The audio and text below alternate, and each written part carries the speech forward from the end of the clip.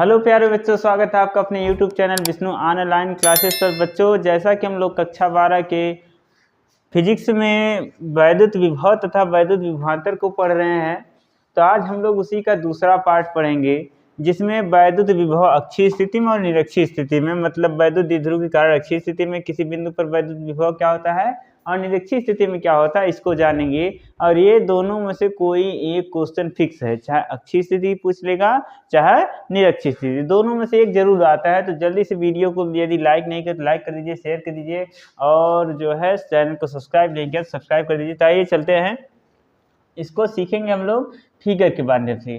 क्या करेंगे, माना एक वैद्युत द्विध्रुव AB है, माना एक वैद्युत द्विध्रुव AB निर्वात में रखा है या वायु में रखा है। तो माना एक वैद्युत द्विध्रुव AB निर्वात या वायु में रखा है।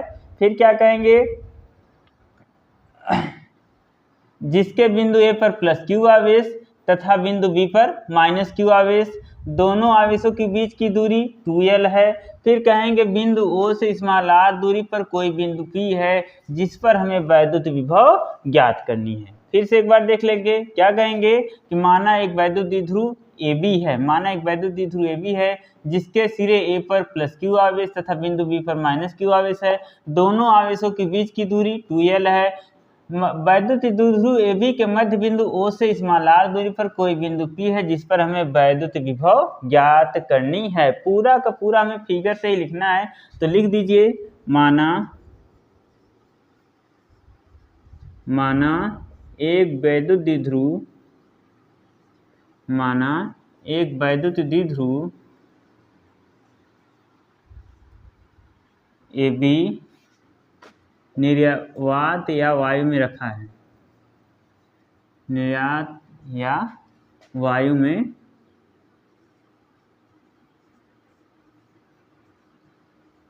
निर्वात या वायु में रखा है, जिसके बिंदु A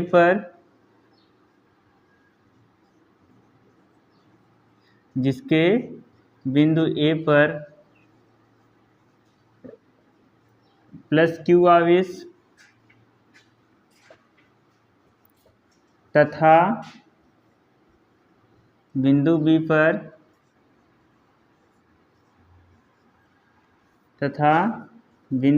पर माइनस Q आवेश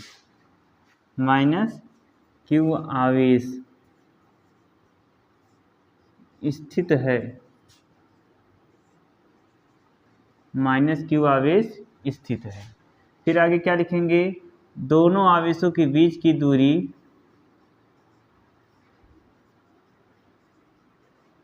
दोनों आवेशों के बीच की दूरी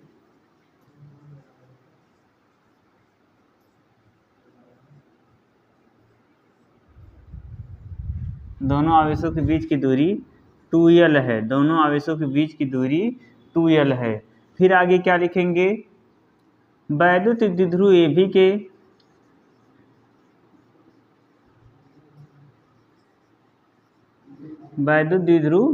AB के मध्य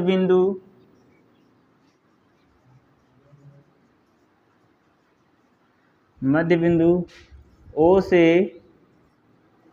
स्मॉल r दूरी पर कोई बिंदु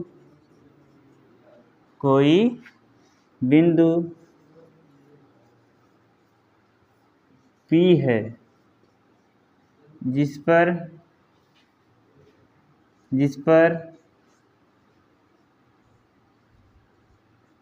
हमें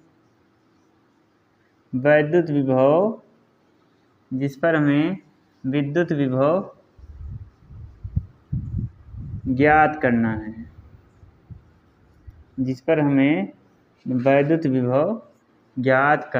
है, ये तो हो गया इस फिगर के बारे में।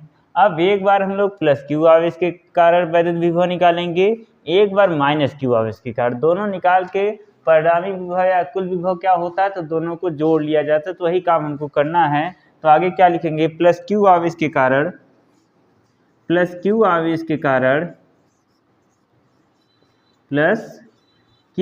के कारण बिंदु P पर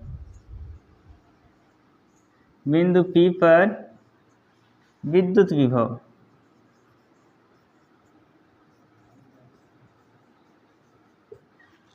इसको हम लोग मान लेते V1 बराबर हो जाएगा 1/4πε0। यहाँ पर आवेश Q लिया जा रहा है। अच्छा, Q से लेकर के देखिए दूरी जो P तक की ली जाती है यहीं से यहीं तक, तो यहाँ से यहाँ तक की दूरी कितनी है? तो आप लोग कहेंगे पूरा दूरी R है, उसी में से A वाली दूरी घटा देते, A वाली दूरी बच जाएगी, मतलब R माइनस L क्या हो जाएगा? R minus L। Equation number इसको मान लीजिए 1। फिर माइनस Q आवेश के कारण, माइनस Q आवेश के कारण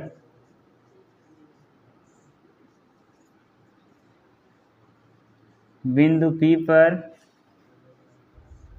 विद्युत विभव, माइनस Q आवेश के कारण बिंदु P पर विद्युत विभव V बराबर क्या हो जाएगा? तो 1/V2 इसको मान लेते हैं 1/4πε0। यहाँ पर देखिए आवेश माइनस Q लिया गया है, तो minus Q R plus L हो जाएगा। क्यों? क्योंकि 20 हमको यहाँ तक लेना है, तो यहाँ तक की दूरी कितनी है? R। यहाँ तक की दूरी क्या है? L। और टोटल दूरी हो जाएगी R प्लस L। इसको मान लेते हैं इक्वेशन नंबर 2। अब कहेंगे कि कुल विद्युत विभव क्या होगा? कुल विद्युत विभव, कुल विभव V बराबर क्या हो जाएगा? V1 plus V2। V बराबर V1 का मान क्या है? 1/4πε0 Q बटे R माइनस L। V2 का मान क्या है? तो यहाँ पर जो माइनस आया है इसको हम लोग शुरू में कर दे रहे हैं, तो हो जाएगा माइनस 1/4πε0 Q बटे R प्लस L। अब V बराबर देखेंगे तो 1/4πε0 यहाँ भी है, 1/4πε0 यहाँ भी है, Q इसमें भी है, Q इसमें भी है, इसको कॉमन कर लेते हैं, तो यहाँ पर आ जाएगा 1/4πε0। जो दोनों में दिख जाए उसको कॉमन कर लेंगे, तो यहाँ का बचेगा 1/R minus L minus 1/R plus L। आगे क्या हो जाएगा? V बराबर 1/4πε0 Q। अब देखिए इसका मल्टीप्लाई यहाँ करते हैं, इसका मल्टीप्लाई यहाँ करते हैं, इन दोनों का नीचे, इसका जब गुणा यहाँ करेंगे तो हो जाएगा R प्लस L, इसका जब गुणा करेंगे तो हो जाएगा माइनस R प्लस L। नीचे कौन आएगा? A माइनस बी, और A प्लस बी बराबर क्या होता है? तो ये होता है A स्क्वायर माइनस B का स्क्वायर। अब देखेंगे यहाँ माइनस R है, यहाँ प्लस R है, कैंसिल, तो V बराबर हो गया 1/4πε0। L मिलकर कितना L हो जाएगा? 2L। L मिलकर कितना L हो जाएगा? Q इंटू L मिलकर कितना L? 2L। और नीचे हो जाएगा R square minus L square.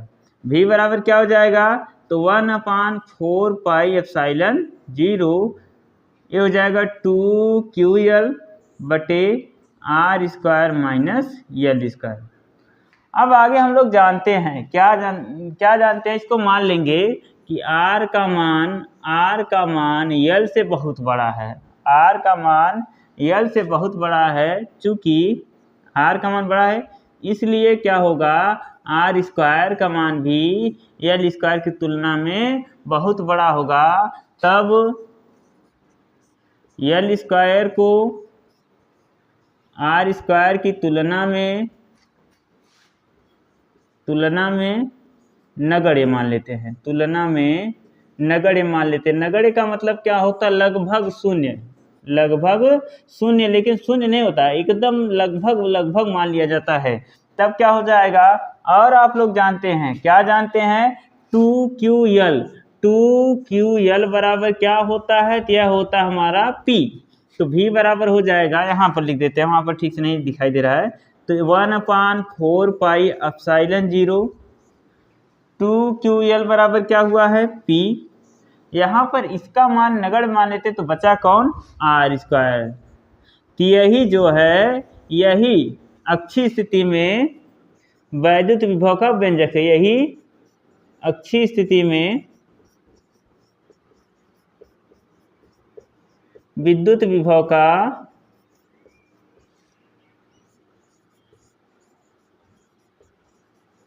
व्यंजक है।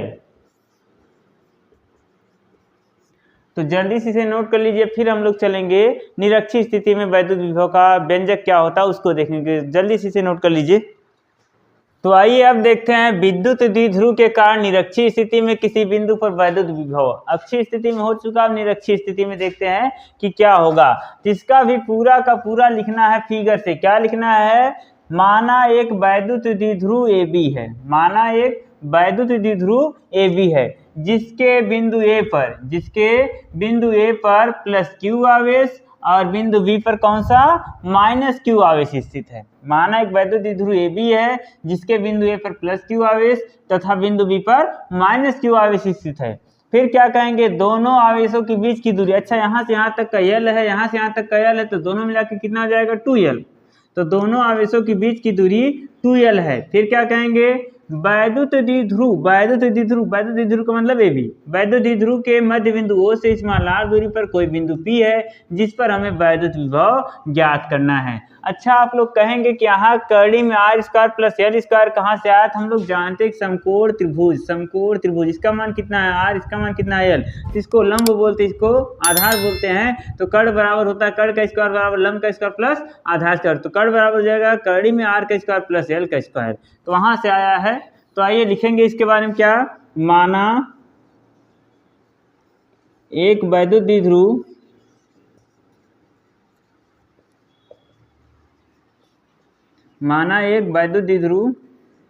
AB है, माना एक वैद्युत द्विध्रुव AB है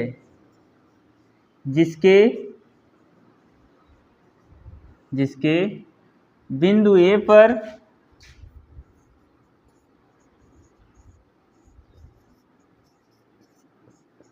प्लस Q आवेश तथा बिंदु B पर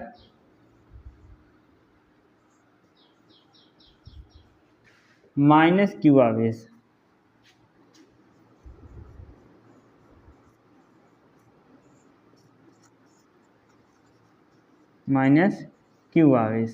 स्थित है, माइनस Q आवेश स्थित है। दोनों आवेशों के बीच की दूरी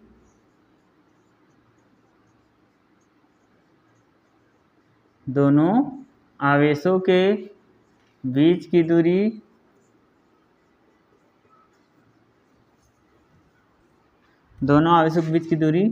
2L है। दोनों आवेशों के बीच की दूरी 2L है। फिर क्या लिखेंगे? वैद्युत द्विध्रुव के मध्य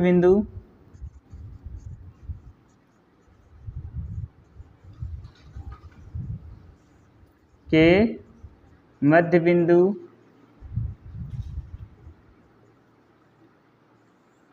O से स्मॉल r दूरी पर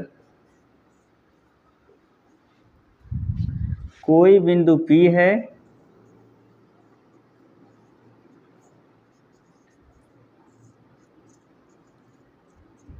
जिस पर हमें वैद्युत विभव ज्ञात करना। P है जिस पर हमें वैद्युत विभव या विद्युत विभव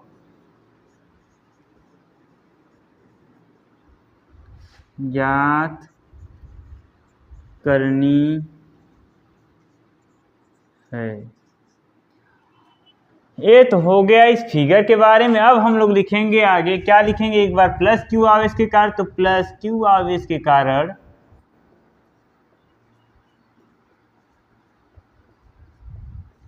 बिंदु P पर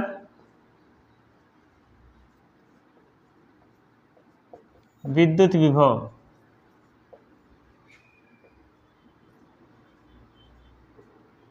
क्या हो जाएगा? तो V1 बराबर 1/4 पाई एप्सिलॉन 0 Q बटे करड़ी में यहाँ से दूरी क्या है? तो करड़ी में r² plus l²। Equation number 1। फिर क्या कहेंगे? माइनस Q आवेश के कारण बिंदु P पर विद्युत विभव ये क्या हो जाएगा? V2। क्या हो जाएगा? V2। तो V2 बराबर 1/4 पाई एप्सिलॉन 0। यहाँ पर अब इस कौन सा लिया गया -q, तो -q और दूरी यहाँ से यहाँ के बीच की दूरी कितनी है, तो करनी में r² प्लस l²। यही जो माइनस यहाँ लगा इसको हम शुरू कर देते हैं, इसको मान लीजिए क्वेश्चन नंबर 2। तो कुल विभव क्या होता है, कुल विभव V बराबर होता है V1 प्लस V2। V बराबर हो जाएगा V1 का मान 1/4 एप्सिलॉन 0 q बटे करड़ी में r² प्लस l²।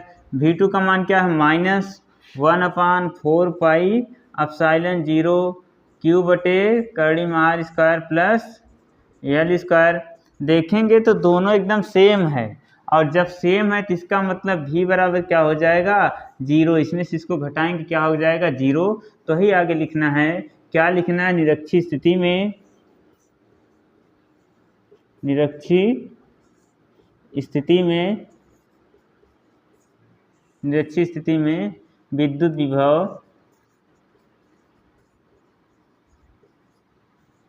विभव शून्य होता है। निरक्षीय स्थिति में विद्युत विभव शून्य होता है।